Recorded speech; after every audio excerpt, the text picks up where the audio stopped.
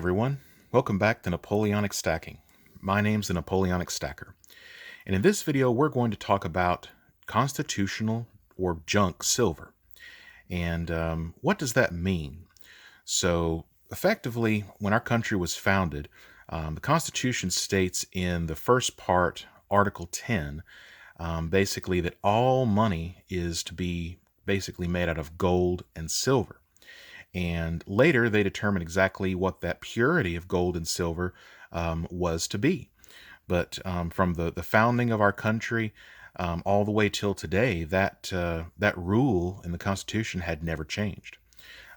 Even though our government has changed what we put in money, so that of course our governments can run up massive deficits and spend out of control. So why stack junk silver? So junk silver has its advantages. Like we spoke about in our last video, junk silver is recognizable. This quarter here, you could take this to anyone and they would know, hey, this is a quarter. You might have to do some explaining as to what it's actually made of, because many people are unfamiliar, but you can see here on the rim of the coin, oh, if I can get it in focus here, you can see here with the old silver coins, it's silver all the way around. And with more of a modern traditional coin, they're clad. So you can see it's a copper nickel clad in here, where it's not silver all the way. Well, actually, there's no silver at all. So you can kind of see the difference. But effectively, that's one way you can show people that these coins are, in fact, made of silver, and they do have intrinsic value, because the miners that actually had to dig the silver up out of the ground, it had to be purified, it had to be turned into coins through the minting process. So there was actual labor involved in manufacturing these silver coins. Let's see here. This one's a 1943 Walking Liberty. This is one of my favorite designs. But with the junk silver, it is recognizable. Some of the other advantages, generally speaking, you can pick up the junk silver pretty cheap from your local coin shop, and that's where I recommend going to buy your junk silver. Try to build a relationship with your LCS. And oftentimes they'll give you some good deals. Of course, they still have to make money. With the junk silver, again, it's easy to pick up. Some of the disadvantages of junk silver are as follows. You can see here, this particular piece, this is a 1889 seated Liberty dime, and it is just wafer thin. Most of everything you see here has been circulated. And as silver circulates through the economy and is used, the metal itself actually starts to get worn down.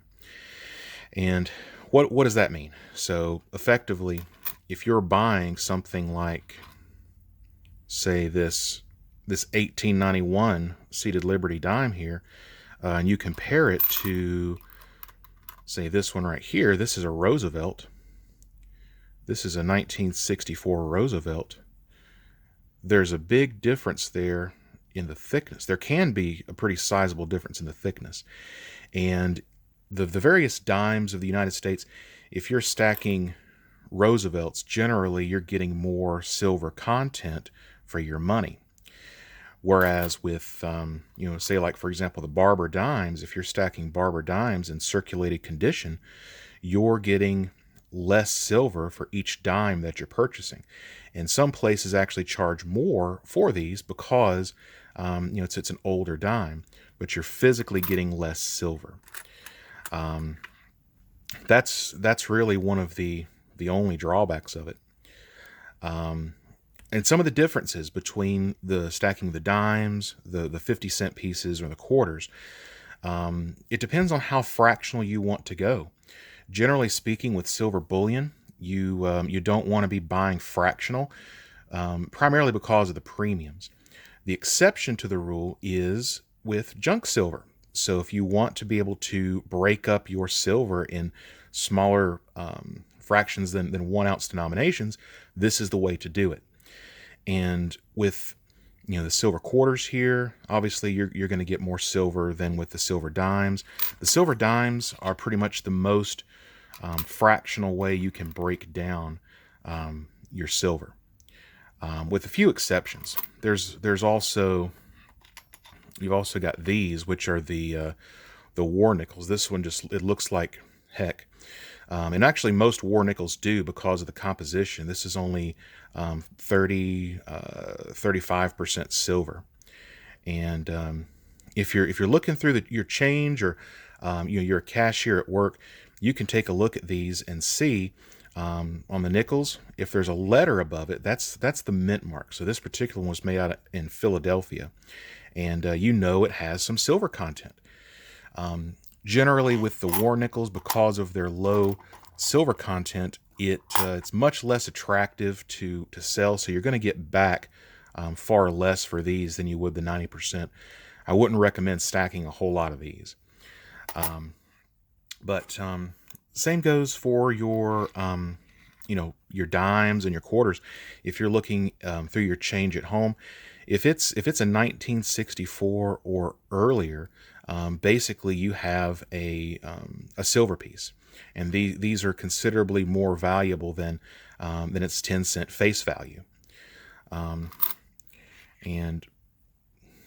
here's a 1944 quarter here. But those are some ways you can actually pick up silver. Looking through your change at work. Some other ways that you can actually get junk silver outside of a coin shop at a low premium is at your bank.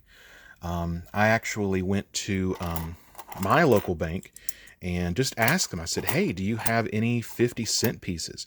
And they said, "Yeah, we do."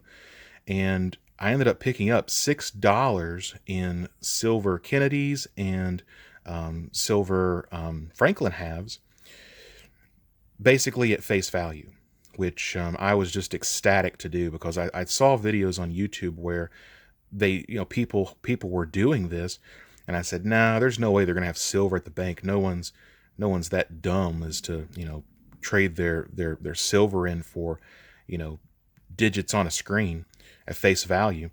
And lo and behold, people do it every day.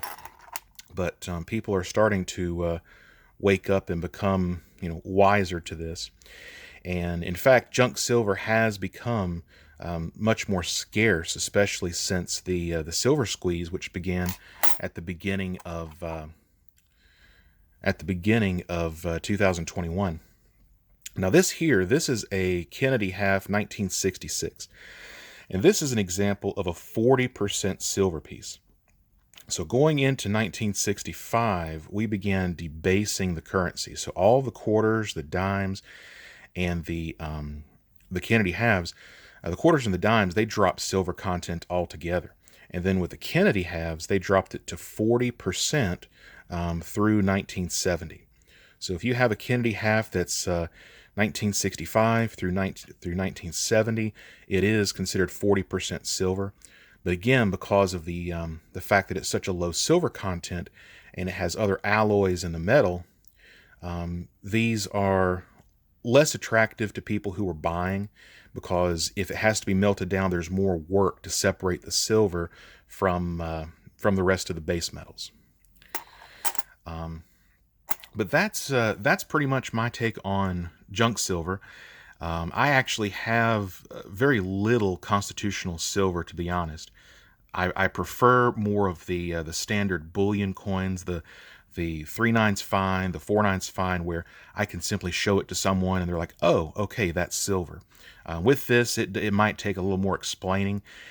If you're trading it back and forth between other stackers for supplies or whatnot in a SHTF situation, then the junk silver is absolutely invaluable. But that's all I've got for you today. If you like the video, please give it a thumbs up, subscribe, and share the content. And until next time, Napoleonic Stacker, signing out.